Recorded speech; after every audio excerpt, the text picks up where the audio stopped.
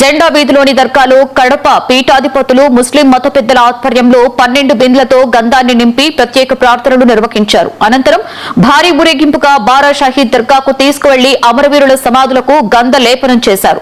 దేశ విదేశాల నుండి భక్తులు పెద్ద సంఖ్యలో పాల్గొనక దర్గా ప్రాంగణమంతా కిక్కిరిసిపోయింది. భక్తుల భారీ రద్దీ నేపథ్యంలో పోలీసు, వక్ఫ్ బోర్డు, రెవెన్యూ శాఖలు ప్రత్యేకమైన ఏర్పాట్లు చేశాయి.